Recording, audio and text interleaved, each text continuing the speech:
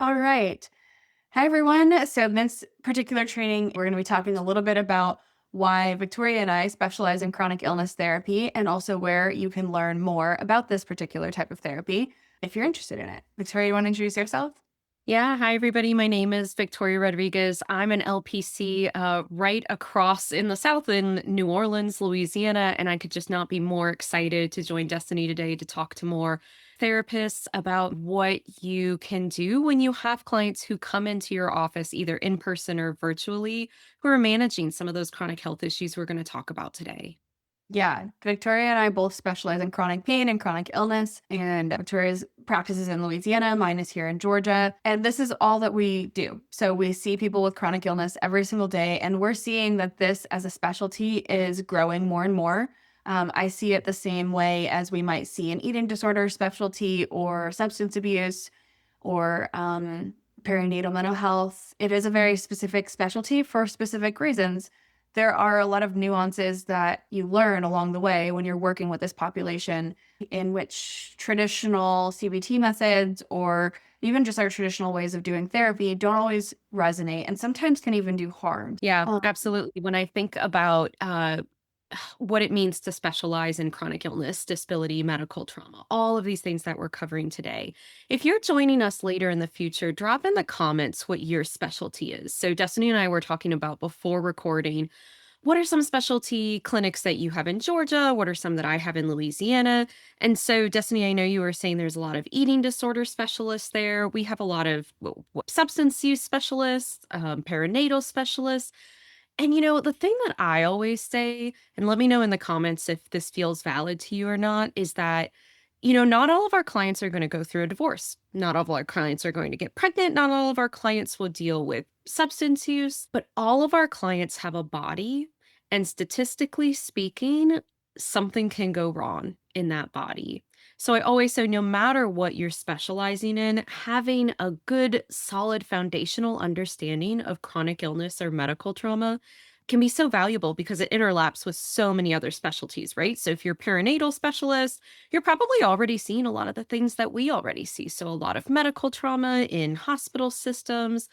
Same if you specialize in substance use, eating disorders, especially how that interacts with maybe some chronic health issues, maybe some possibility for misdiagnosis there, family systems. Yeah, anything else that's coming up for you, Destiny, with that? Yeah, the eating disorder misdiagnosis piece is really big. I know a lot of people are really doing some great work around ARFID, but even just like restricted eating or orthorexia or like some of these other kind of disordered ways of eating really come up a lot in this chronic illness population. And it's really not as simple as just expose yourself to the foods or just, like keep trying to eat this whole balanced diet because like for example with some GI conditions too much fiber like any raw fiber could be really harmful for their gut, and so sometimes some of the really well-known nutrition advice even is harmful for some of these conditions. And that's outside of our scope to tell you which diets are right for which condition. That's for their doctor to do, and that's for you to collaborate with their doctor as well. But that's, I think, another thing to know about this population is it really does take a lot of collaboration with their medical providers. Yeah, and I'm curious to know what would you say are some treatment goals that you just see commonly for your clients? I can think of about like five major themes that come up for working with my chronically ill clients. Yes. How to communicate your needs without feeling like a burden, how to learn how to do less is usually a goal, how to kind of learn to rest and pace yourself. Pacing can have dozens of goals even underneath the umbrella of pacing. And those are the two biggest ones I think I am working with right now. How about you? Yeah, I would say the same. A lot of accommodations work. It is so much easier to accommodate a body to achieve your goals than it is to force your body to adapt to your environment. Now, what do I mean by that? For those therapists, for those of you who have worked in community mental health, like let me know if you've done home based work. Let us know in the comments. I was having to take a sick day. I want to say every month, but maybe it was up to like once a week. It was pretty intense. Just because of my own chronic health issues, having to take a lot of time off of work. Versus now that I work for myself from my own home office, I'm just not having to take as much time off. I'm not having to take as much sick time off because I can make myself comfortable. I can adapt my environment to my needs. So that's a little bit about what we talk about with our clients too, is that what accommodations are you missing? What accommodations can we add in?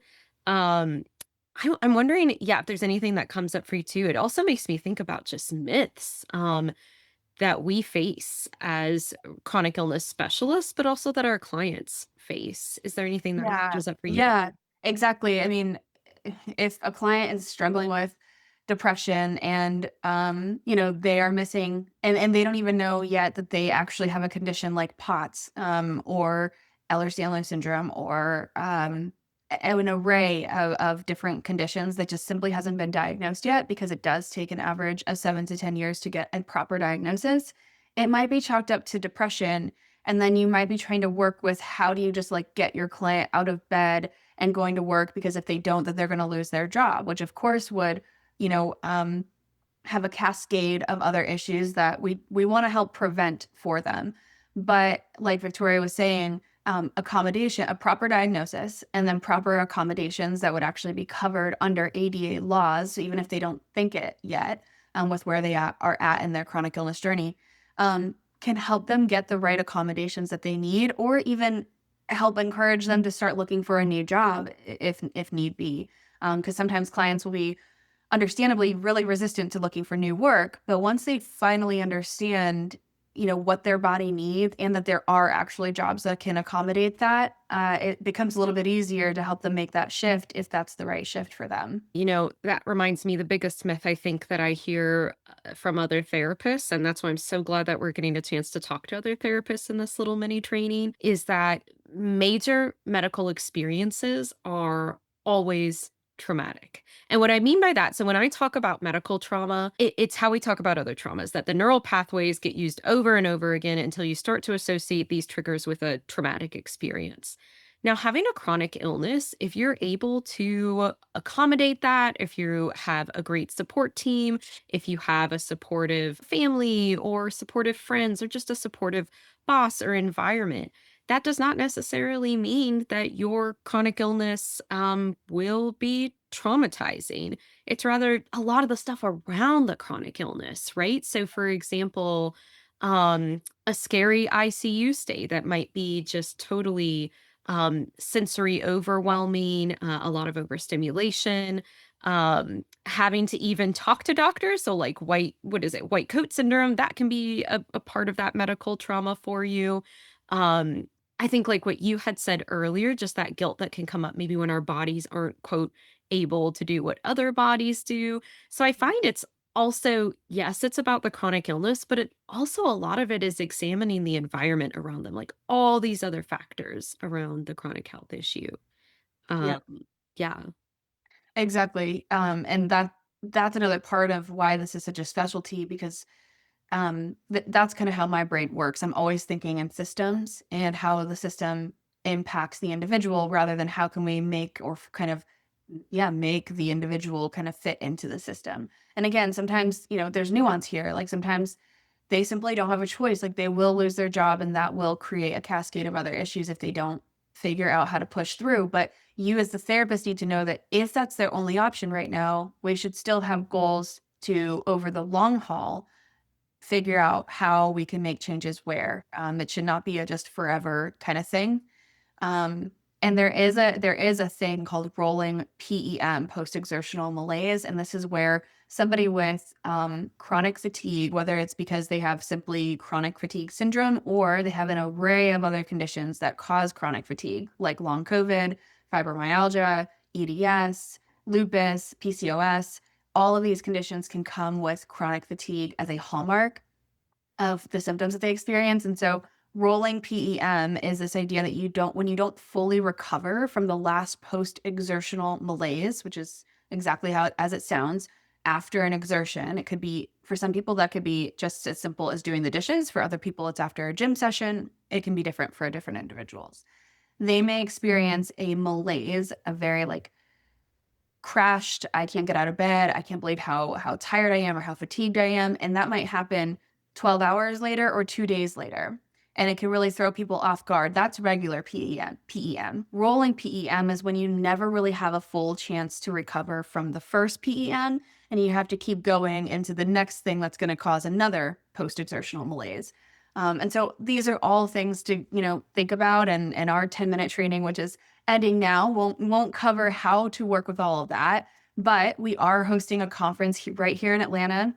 It's in Midtown at the Peachtree Hotel, used to be the Crown Plaza. And we have 13 CEs for not only therapists, but also physical therapists, because we really believe in interdisciplinary care for chronic pain and chronic illness. So 13 CEs for LCSWs, CRCs, rehabilitation counselors, that's what I am, as well as LPCs and physical therapists. So Victoria, do you want to add anything to that? The last thing I'll add is if you're listening to this training and you're like, okay, I want to work with clients with chronic health issues, but I also have chronic health issues. That's who we created this conference for, is two Yeah. chronically ill therapists. So I'm going to drop our website when we upload this as well, so you can look at all of the accommodations that we have. So we're going to have masks in each individual bag because we believe that disabled people should be able to travel. We should be able to have fun in a way that is safe and secure for us, right? We're going to have a fragrance free environment. I know Destiny's really excited about that. She's super sensitive to all of that. So, like, I feel very safe knowing she has evaluated the space. We're going to have large print materials. We are, yeah, just like a large conference room as well. So, if you have any like adaptive equipment, ambulatory equipment, you'll be able to bring that with you. Any other accommodations that I Our can? sensory room that I'm really excited about. So we have an entire different room where you can go in and kind of take a break if the lights are bothering you, although we will have dim lights as well. This is like, we don't want you to come and crash and burn after 13 hours straight, although there will likely be some tiredness there because it is 13 hours. But each topic is geared towards working with clients with chronic illness. There's financial therapy for managing chronic illness, sex and chronic pain, family therapy, family therapy for the caregiver. I'm talking about living in limbo, like with not having a diagnosis. That's a big thing that I see and work with a lot. And Victoria is talking all about self-care, and for both the therapist and the client, and then how you navigate that in session with clients. So we are really excited. We are still offering our early bird discount. It's $100 off if you use the code early bird.